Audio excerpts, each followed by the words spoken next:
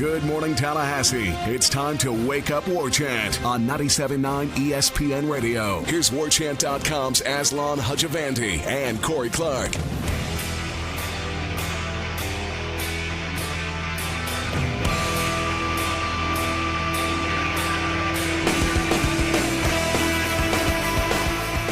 We're back. He's Corey. Aslan. It's Wake Up War Chant, 97.9 ESPN Radio, brought to you by For the Table Hospitality. There are 3 great locations over in the Collegetown District, Madison Social, Central, and Township. Corey, how you been, man? I'm good, buddy. I'm good. I probably don't sound that great to the listeners at home. And again, it's just a work in progress. We're trying to figure this out. But even like a 70%-ish Corey Clark, only getting to hear it's not 100% crystal clear. It's just 70%. That's still a pretty great day for you guys. So don't complain. I had a good weekend, buddy. How'd you do? Did you have a good week? Good weekend? Man, I just slept a bunch. Watched a bunch of good World Cup soccer. So I really can't complain that much. It was good. It was successful. All right, well, good. I didn't really care. I was just acting like I did. I figured as much. But we're back, folks. That means that the Renegade Express will also make its triumphant return on Thursday. I'll leave your messages on the warchant.com Tribal Council message board, or give us a call, 850-792-5730. 850-792-5730. Also, can I float something out there, co-host? Yeah, man. So co-host. Thursday is July 5th. Oh. Are we going to record one on July 4th? Ooh. Or should the Renegade Express make its triumphant return on Friday? That's a very good query, co-host. Let's just go ahead and solicit questions and content, and then we will let the people know at what point we shall air the grievances and the questions and the queries that they will bring forward. Okay, fair enough. That sounds good. All right. Also, since we're in the first block of the show, this is when everybody's listening, go to iTunes, please. 5-star reviews. We're doing really good right now, Corey. We're stuck on 20 one-star reviews, which means nobody has pilfered and sacked the show in a long time, which is good. We don't like that. And I feel like if those people came back, probably half of them still listen. Probably all of them. People hate listen more than they love listen. You think so? In this society, it seems like. Yeah, true. And I feel like they probably feel bad about those reviews. They're probably like, you know what? I need to go delete those reviews because this show is hit its stride. This thing might be the best thing on radio. It's certainly the best thing on the internet in iTunes form.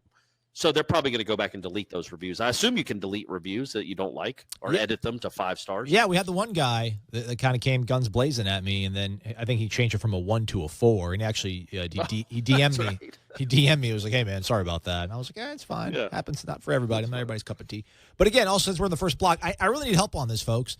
And Corey, I mean, you're the oracle. You have all sorts of information at your disposal. I need to change my Twitter handle. I'm sick of looking at my Twitter and seeing my former fake TV last name, the Hodges thing. It doesn't make any sense. So I'm thinking I should just maybe just use the first 3 letters of my last name and then add an S to it. So that's the only really sort of option I have working with me right now, Corey. So I'm going to give it to the people. Maybe they can figure out a better way since we're trying to come up with nicknames. You guys maybe come up with the Twitter handle for me. That's more palatable. And that a Twitter handle or a Tinder handle? Twitter. I don't need anybody's help when it comes to Tinder. I think the last time you talked about this, I was confused and thought you had said Tinder. Oh, no. And I'm like, man, these people don't want to get involved in your Tinder life. No, not at all. But yeah, man, you should leave that up to the people. Get a cool Twitter handle going. All right. Speaking of, man, golly, Atlanta Tinder's a beautiful thing, friend. That's a beautiful city you have, man. That's a beautiful home city you call home, friend. It's great, man. It's great. All walks of life. Everybody's welcome in Atlanta. It's a melting pot. Beautiful place, beautiful people. The weather can be a little bit outrageous this time of year. Trust me. Yeah. But other than that, really, really great. Probably, I think most people agree it's the best city on earth. Okay. I'll talk a little bit more about the trip in the final segment of the show. We'll save life for last segment. We'll start dabbling into sports talk since it's a sports talk show. We're 63 days away from kickoff, Corey. That feels to me there's some sort of urgency now that we're under 70. Like 63 to me feels like, golly. I don't know. I have a lot of anxiety right now thinking about the fact that we're 63 days away from kickoff. Which means we're, like a 31 days away from covering practice? Yeah. Is that about right? Okay, all right. I'll buy that. Getting up at whatever, 5:45 in the morning to do that nonsense? No, he's not going to do that to us, I don't think. They might as well practice that early, but we're going to get him afterwards, I think. So. Oh, that's right. I Good think. job, Willie. Yeah, Make thanks, that happen, Willie. Willie. Good guy. Good guy, Tags. Good guy you are. Yeah, but we're getting close, man. It's kind of the home stretch.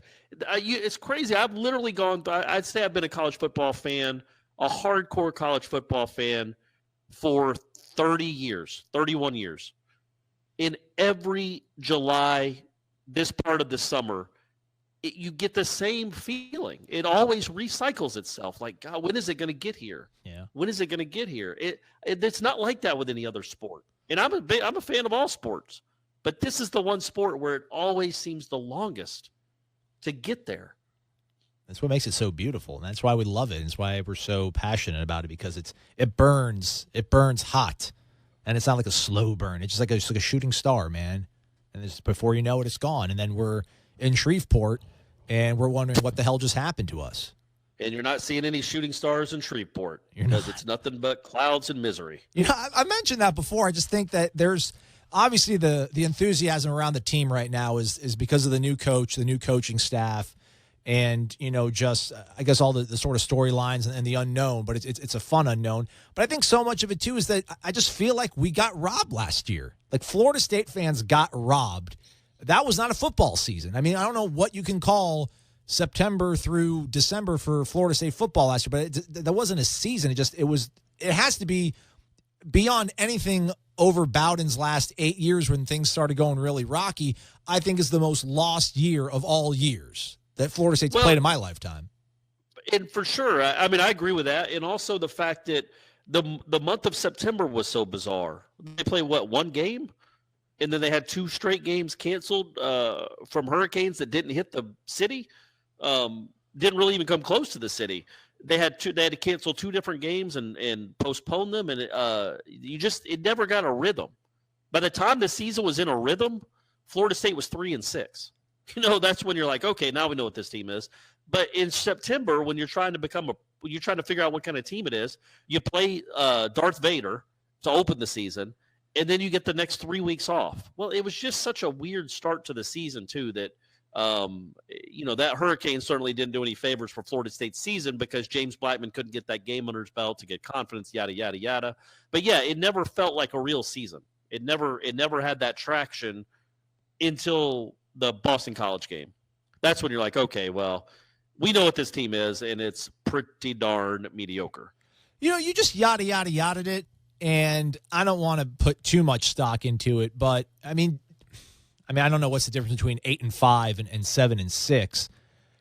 Is Florida State 8-5, like maybe 9-4 if they get that Monroe game in as Blackman's first start? I mean, could that alter the trajectory of his career or that season? Or do you think probably not? Really, not. It's not even worth it to talk about. No, it's hard to know. I mean, it is a big deal, man, to get a game under your belt that's not NC State. The kid's first start, this first pass he ever threw in college was against NC State, who had, obviously one of the best pass rushers in the country and was a legitimate team. That's a lot to ask for that kid. He got 2 or 3 weeks of practice, but man, you got to go out there and do it under the light. Well, in Florida State's case, under the hot noon sun, and prove it. And he didn't get a chance to prove it against the Louisiana Monroe to get his feet wet a little bit. And yeah, man, I said it at the time. I guess I get why they did it, but Florida State didn't have to postpone that Louisiana Monroe game. They just didn't. They did it because every other school in the state was shutting down, and they were worried about how it would look. But Tallahassee wasn't going to be affected at all. We knew that. It wasn't. And if it was going to be affected, it wouldn't be affected until Monday. The Monday following the football game. So they could have played the game even in front of 30 or 40,000 people. Even tell your fans from around the state, hey, don't travel. This is just a local game. Sorry, folks. That might have helped the team. It might not have. There's no way to prove that. But it certainly wouldn't have hurt James Blackman's development to play Louisiana Monroe on September 10th as opposed to December 1st or whatever it was. Yeah, fair enough. So we're 63 That's days what now. I always thought. I wrote about it at the time when I was at the Democrat, how they kind of just got, it kind of railroaded the whole season. Having the hurricane come, and obviously safety is paramount. It's more important than James Blackman getting his feet wet. But him not getting that warm-up game before, it was NC State and then it was Miami. What are you going to do? That's a tough road. and they did not fare well. No, Bradley Chubb was actually in Atlanta at that Rivals combine recruiting thing, and he stood right next to me, and I really wanted to put the camera in his face and be like, "Do you want to apologize for what you did in Doak Campbell Stadium?"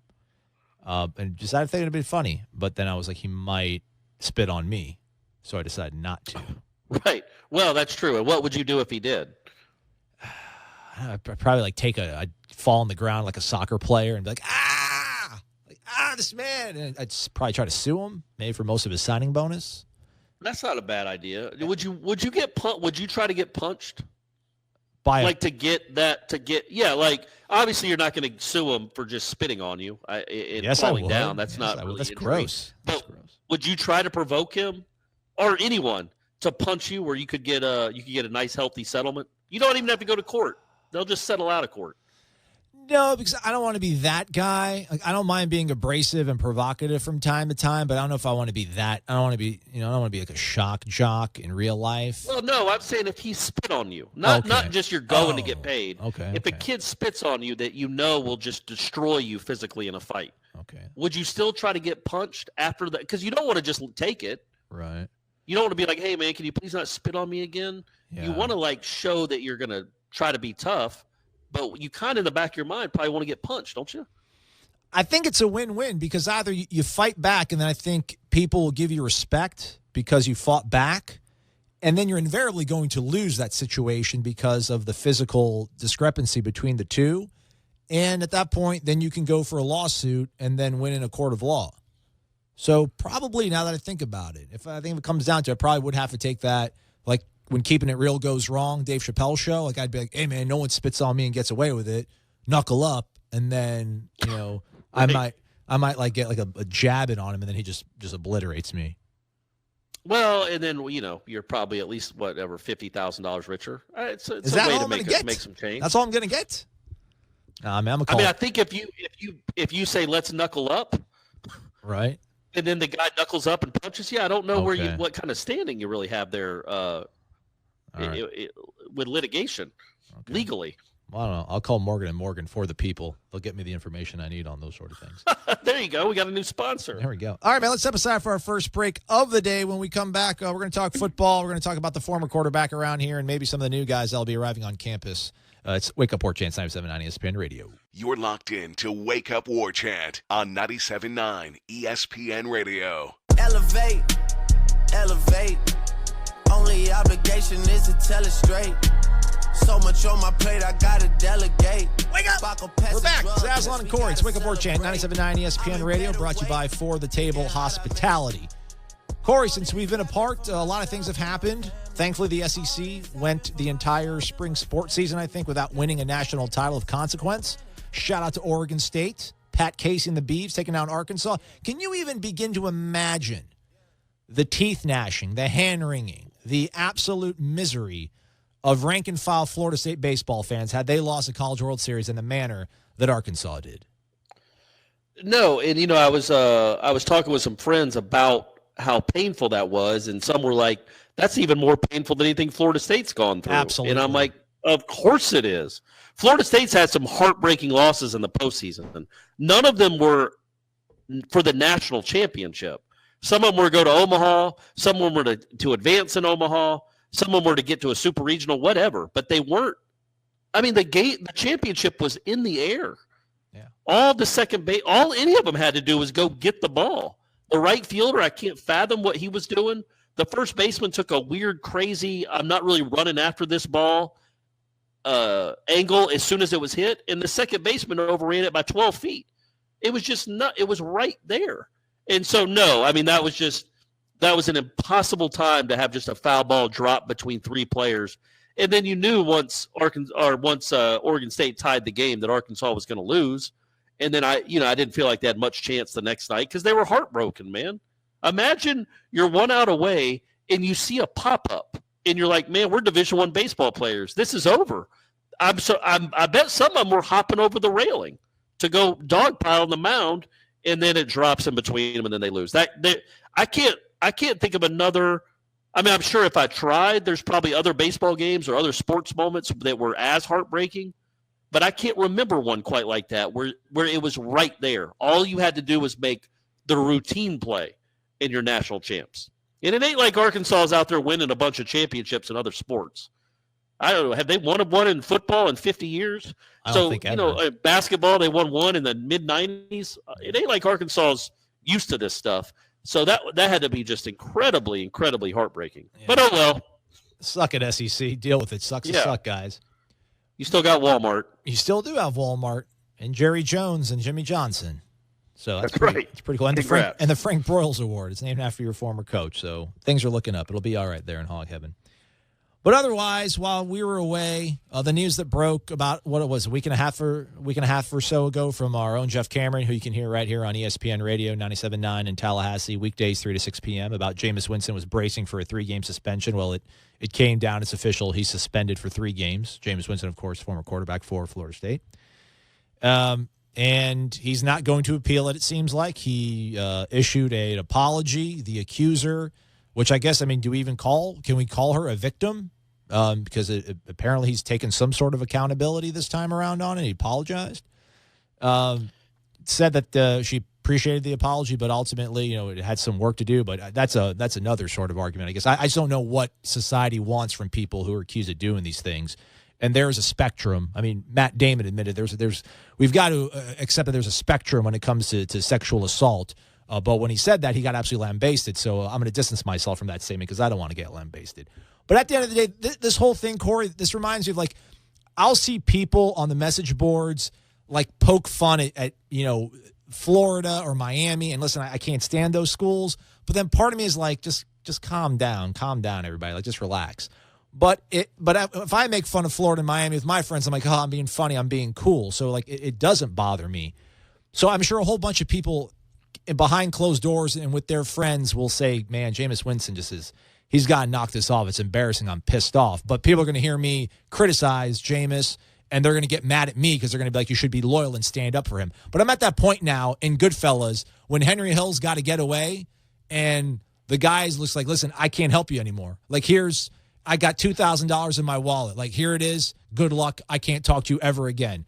It's hard. It's really annoying. Not that it was not in 2014, but damn it, man. What is going on? Will it ever stop? It's hard to imagine it will, quite honestly. And I don't think many Florida State fans would give you grief for it. I think they're all they don't want to hear of them. No, they want us to insulate them. A lot of them want to hear us insulate. No. I think most of them are in the same boat as you. What we've had to defend this guy. I'm speaking as a Florida State fan.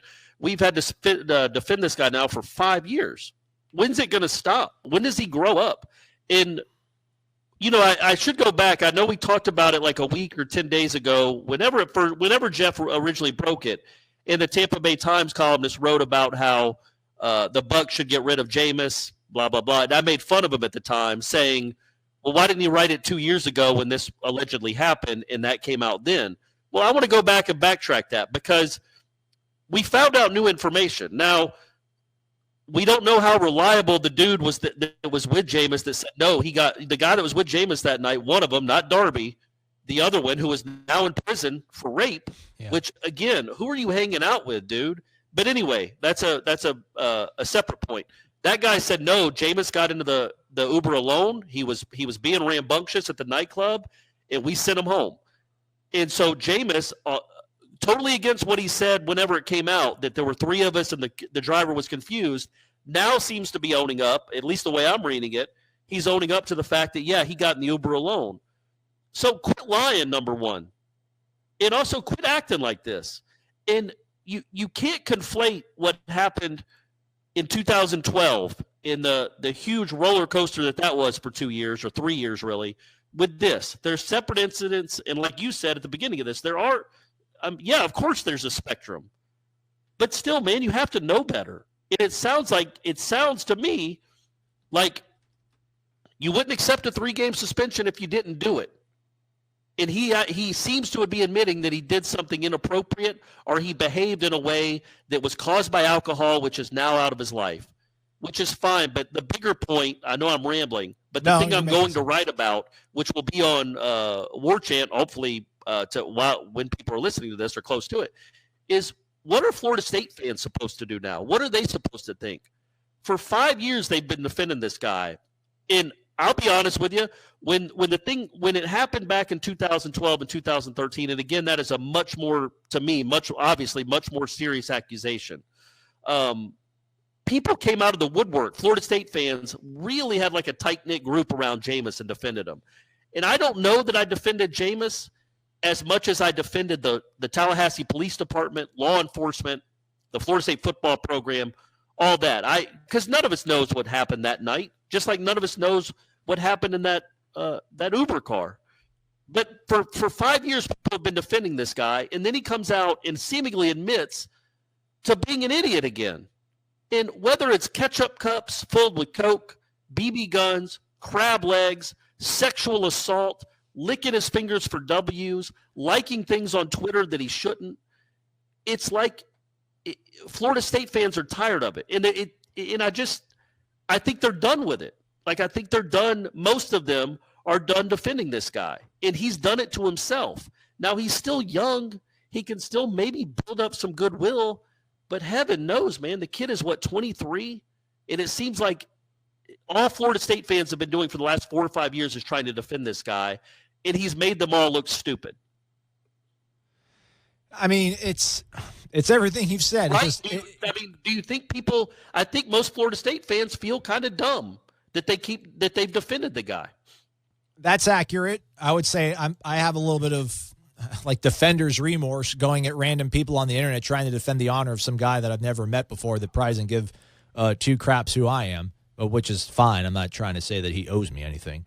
But I read that district attorney's report back and forth 2 or 3 times just to like let me sleep at night. So I knew that, I felt good, and I still do to this day, of how that happened, of the investigation. I really do. I mean, I don't know, maybe I'm still being naive to a certain extent. Let me say this, and we definitely won't get into that state attorney's report. There is a reason that he wasn't charged, and it wasn't because Willie Meggs goes out of his way to protect Florida State football players. He said on air that he did not have a credible witness, and there are reasons why he did not. Y'all can go Google it and read it all you want. You'll figure that out. But none of us know what happened in that room, and it certainly wasn't a great time for her.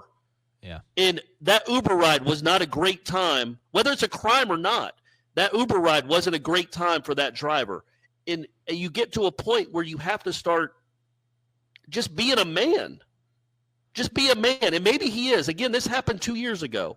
And maybe getting alcohol out of his life, sure,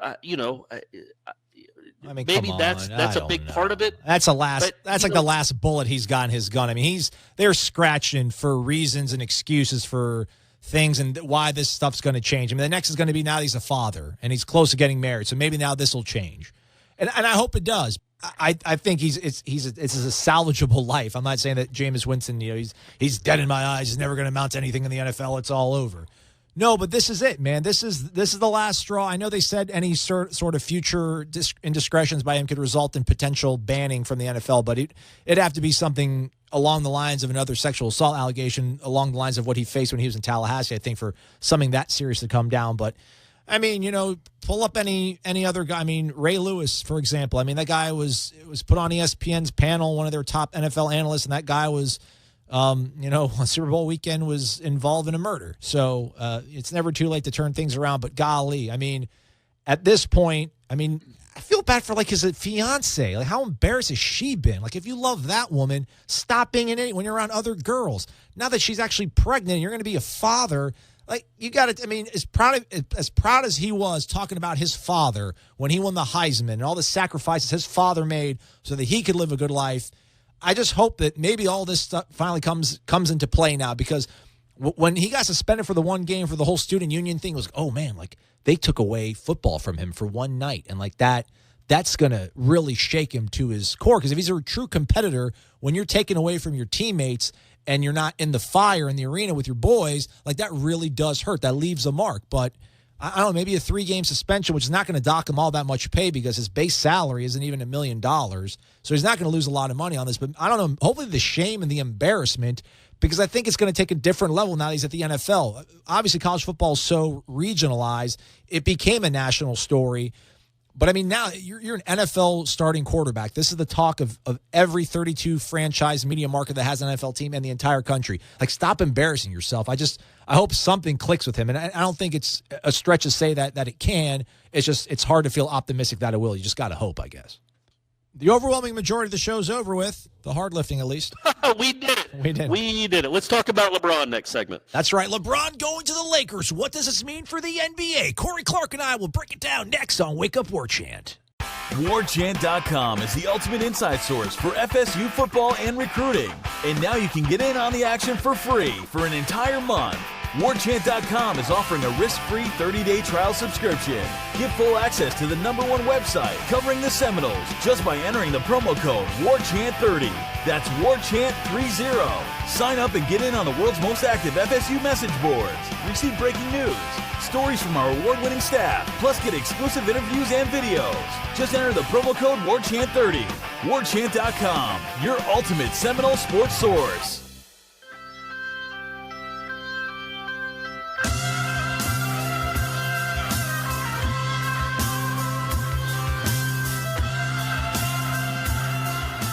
Welcome back. It's Wake Up War Chant, 97.9 ESPN Radio. I'm Aslan. He is Corey. The show's brought to you by For the Table Hospitality. All right, man, let's get right to it. Brass tacks time. LeBron James going to the Lakers, Corey.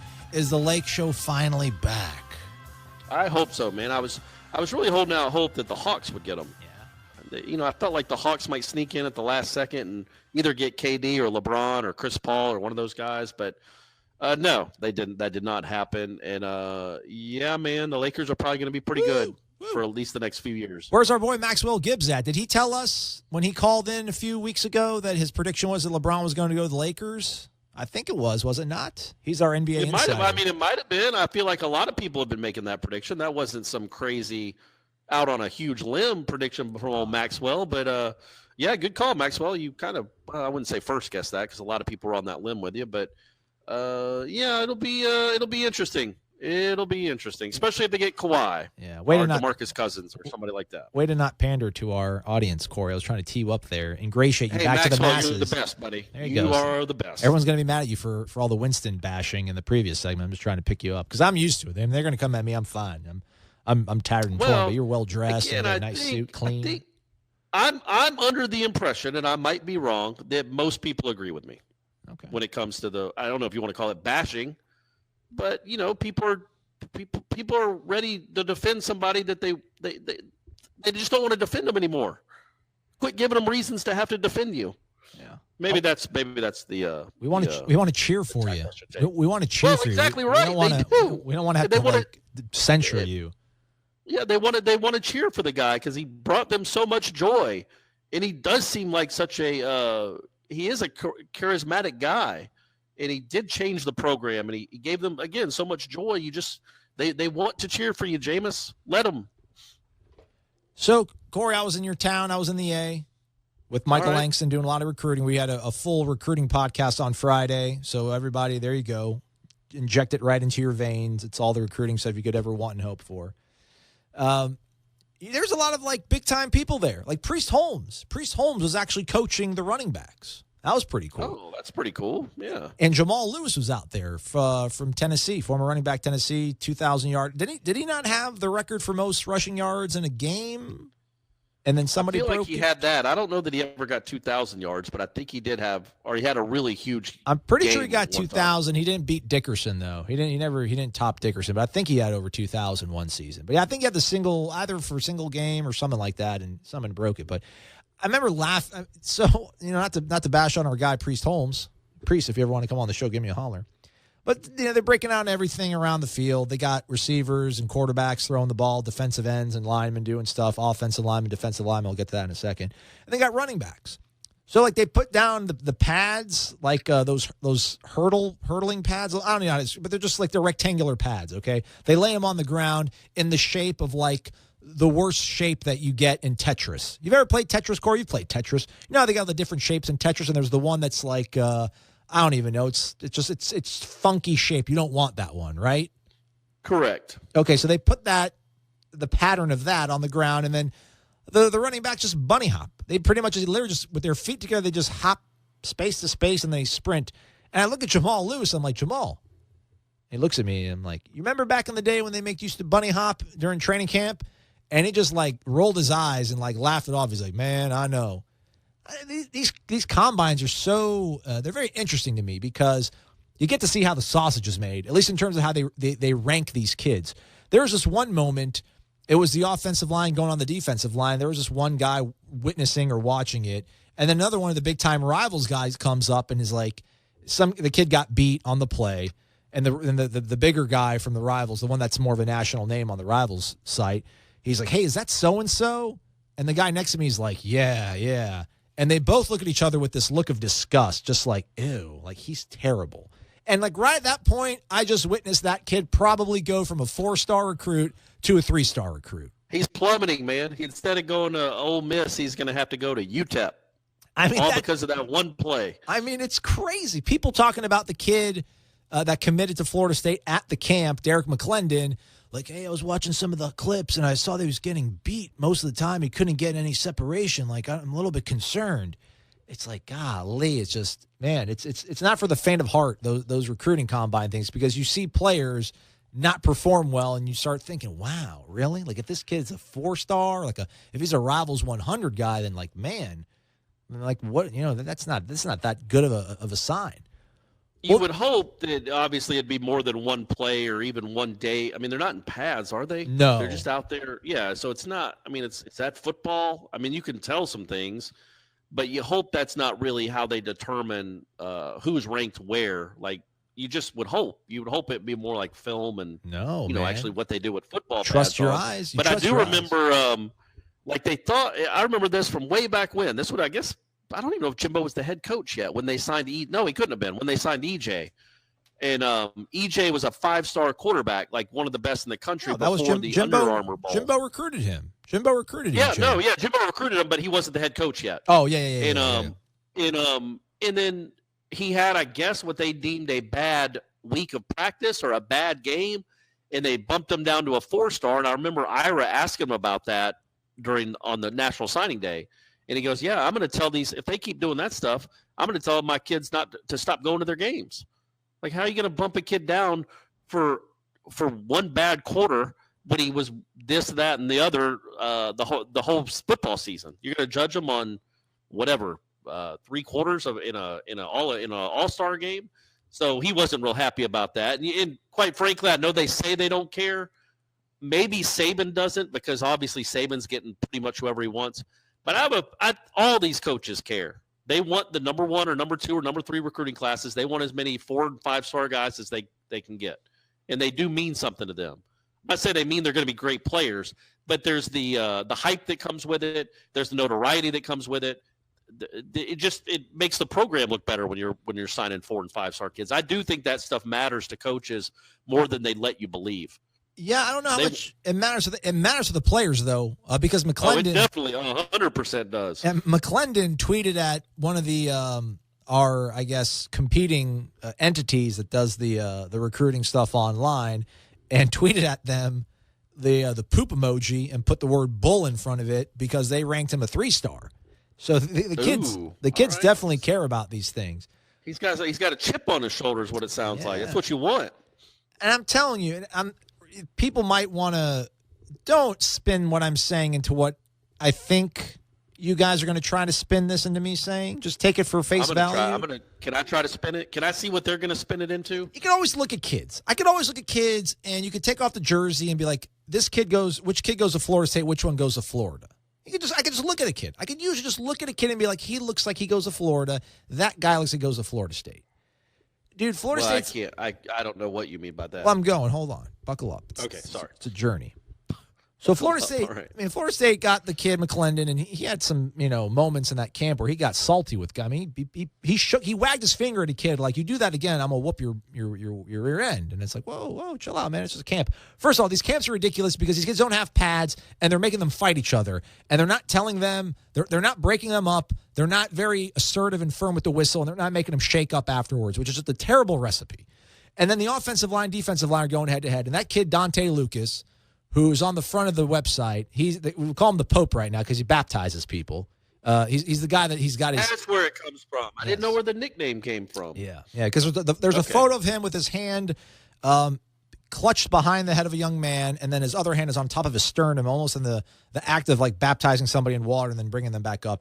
Right. And he gets into a fight at the camp, and he got swung on first. But I mean, they're blocking each other without any pads, without any referees, without 80,000 people and penalty flags. They're just going at it, and they're not told to shake up or all right, break it up.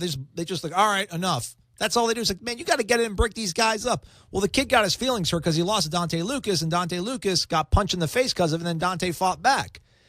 I'm telling you, man, there's a certain edge to some of these players that Florida State is going after. That, I mean, I wasn't around it close enough when Jimbo was here. I mean, I know Timmy Jernigan was a mean dude, but there's a certain fighting, like not a fighting streak, but there's a mean streak in some of these players that's a little bit refreshing if you're a Florida State fan, because you haven't seen anybody on really either side of the line go out and maul people in a while, it feels like. No, I mean, Derek Nottie was really good. Pretty good. Good. I'm not diminishing it, but like Derek, I mean, what? He wasn't Jernigan. He wasn't a beast. He wasn't Dockett, yeah. Like Jernigan. This guy, yeah, man. Again, I don't know how much we take from this deal they're doing at Mercedes-Benz without pads on, but that guy looks like a bulldozer. Like he's going to be something fierce. Did you get that impression? Should Florida State fans, Aslan, should they be excited about the future of Dante Lucas? For sure. And I mean, at the end of the day, he's an offensive guard. A mauler, right? He looks like a mauler. Yeah, he's a guard. So I mean, I don't know how much fun you're going to have watching him play, but he's a guy you want on your team. He's the guy you want on your side on an 11-11 fight on a Saturday night. He's the kind of guy you want on your team. So he doesn't mess around. I mean, it's kind of cool to see the sort of the caliber of player they're going after, because that's one of my concerns, was the fact that I just really trusted Jimbo's his ability to sort of recognize and evaluate talent. And I just thought it's going to be a little bit of a learning curve for Willie to a certain extent. I mean, not that Willie hasn't done this before, but I mean, so far, some of these guys, it's entertaining, man. It's exciting. I mean, dude, the guy it took 3 people to take him off the kid. And how much fun must it be for Willie? There's no chance last year or 2 years ago or 3 years ago or 6 years ago that Willie Taggart could ever dream of signing Dante Lucas. Yeah. He wasn't coming to South Florida, and he probably wasn't going to Eugene, Oregon, and certainly wasn't going to wherever Western Kentucky is. Bowling Green. Where is it? Bowling Green, Kentucky. That's right. I should have known that. Come on, Clark, get it together. But he gets to sign these kids now. How much fun must that be? Like that, I'm going to be coaching that kid. I'm at a place that's so appealing and obviously he's a really good recruiter anyway, but he wants to come play for me. I don't have to go sell my school and make up stuff and show them that we're growing. I can just say, hey, look at the records the last 40 years, big dog, and come play for us, and you might win a national championship. It's just got to be so refreshing for a guy like that. Because, Jimbo had been recruiting at LSU for, 7 years before he got to Florida State? All he'd recruited at was Auburn, LSU, and then Florida State. Cincinnati. He didn't go up. Well, that 1 year. How much recruiting was he doing the 1 year? Right. So he got to sell these football schools and these great schools. He didn't have to try to sell South Florida, which, is a fine school, sure, but there's not much tradition there, and it's kind of a commuter school. And, I don't know. Maybe I'm thinking of Central Florida, but it's not, it's not a same football. Applies. Same thing applies. Yeah, right. And it's certainly, Oregon maybe can be a tough sell to a kid from Florida, but and you're not getting kids from Florida mainly, but man, it must be so neat for him to come up from Western Kentucky. Well, Stanford too. Stanford, Western Kentucky, South Florida, and Oregon. He's been at all those places and has recruited. He's never been at a place like Florida State. He's never had the power of a brand behind him, really, to land these types of kids. Jimbo had LSU, and he had Auburn, and then he went to Florida State. So he was used to be able to use it. Willie's got to be like a kid with a new car. It's just got to be so much fun in the offseason for him. Just pulling up like, what's up, ladies? Check out my new ride. All right, man. You like this, ladies? Yeah, there we go. Monday's almost over for us. Hopefully your day's going by nice and fast. We'll wrap things up right here on 97.9 ESPN Radio. It's Wake Up War Chant. You're locked in to Wake Up War Chant on 97.9 ESPN Radio.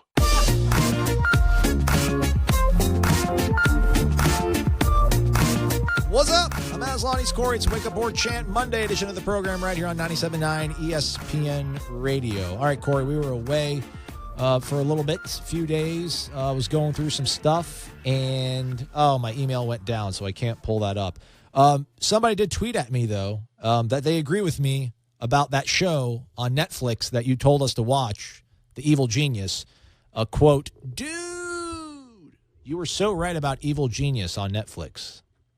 Is he talking to me or you? Saying I'm right. He's saying that I'm right. He's tweeted me and then he copied you on the tweet. Oh, okay. All right. I was confused. I thought he was telling me I was right. No.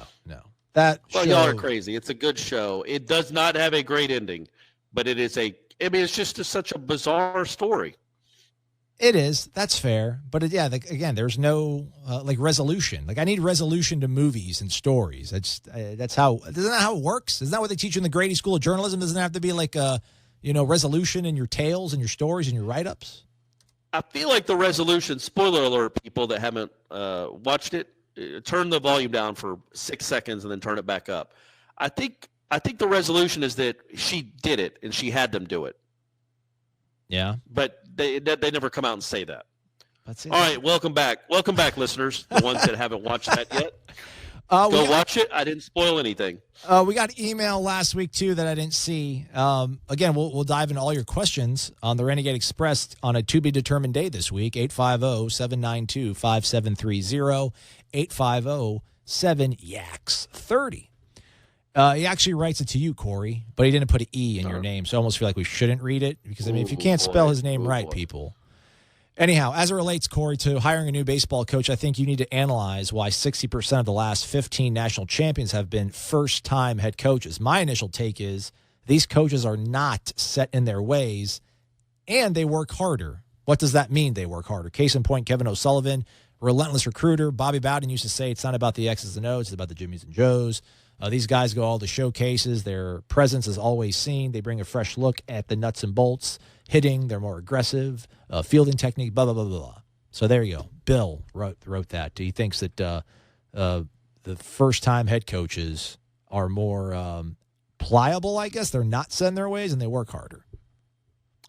Well, I mean, I would 100% agree with that. There's no way that a guy that's in his second year as a head coach is working at the same level that a guy that's been doing it for 40 years would. I mean, it's just that's kind of that just seems logical.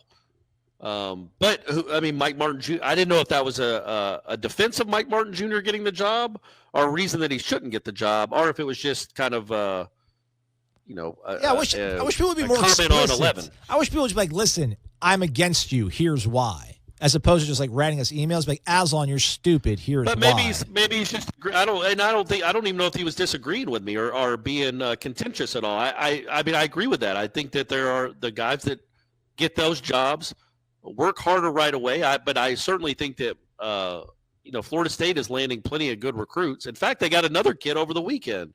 I don't know his name, but he was committed to LSU. Ooh. It was like a 14th round pick.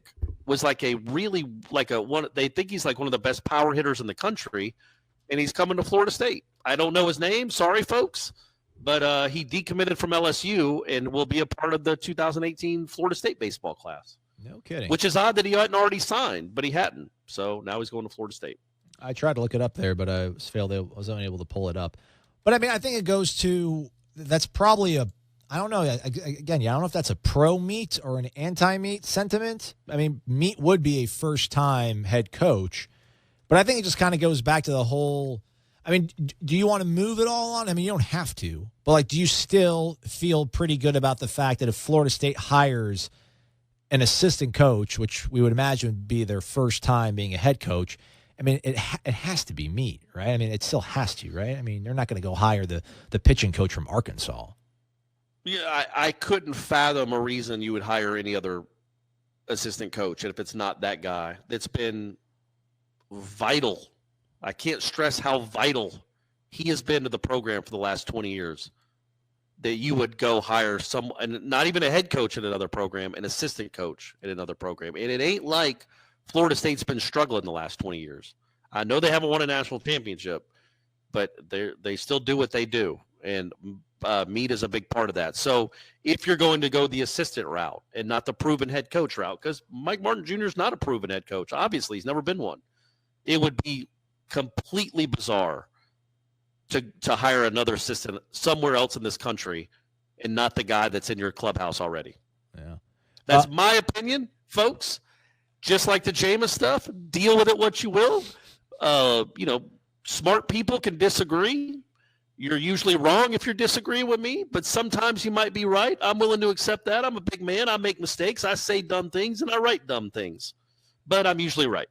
You are. He's a 6'1", 180-pound outfielder from Winter Park, Elijah Cabell. Sounds right. He was a 14th-round pick of the Milwaukee Brewers, and he was a one-time LSU commit. In fact, that's what his Twitter bio still says right now, but he hasn't posted or he hasn't tweeted in over 2 years nearly, so things changed. Oh, wow. How about that, though? Wow, he was committed for a long time, and he ended up changing his mind. But, yeah, this is – I wonder I don't know if, they got better guys than him what's the past tense of forego? Forewent the draft? Passed on? Yeah. Maybe passed on the draft or coming back to school or going to school. I don't know what the deal is there, but, man, that's good news for Florida State, man, because I did see a video clip of him hitting at Marlins Park. I don't know why. It was just on my Twitter feed, and he was hitting the structure in center field. That's pretty good. During batting practice. Right. So that's pretty impressive. Yeah. Recruiting class currently up to number 6 right now, according to a Perfect Game. How about that? How about them apples, everyone? How's Brady been doing? Has he stroked any to the structure in center field around Beaufort and the greater Gwinnett County area lately? No, but they're done. The season is over. Thank heavens. This month has been interminable. I had no idea what this lifestyle was like, but it's completely insane. On Sunday, we had to be at the park at 8 o'clock. We left the park at 6 o'clock. They played 3 games in blazing heat, and they, as they do, lost in the championship game. Oh. They played 6 tournaments, and they lost in the championship game in 4 of them, and then didn't win the other ones. On the ride home, did you tell them about how Uncle Jimbo said that you gotta compete and maybe lose one of these before you learn how to win them? Well, no, I just told him that he was a failure, and I tried to make him cry as much as possible. There you go. So there's no life lessons in the ride back from a second place finish. In fact, I took his runner-up trophy, broke it over to my knee, and then threw it at him. There we go.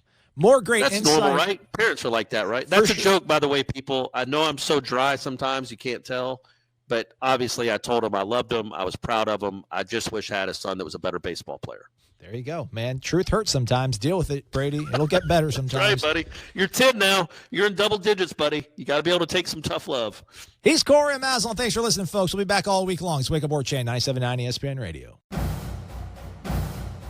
The Sod Cemetery, Osceola and Renegade, and, of course, the War Chant.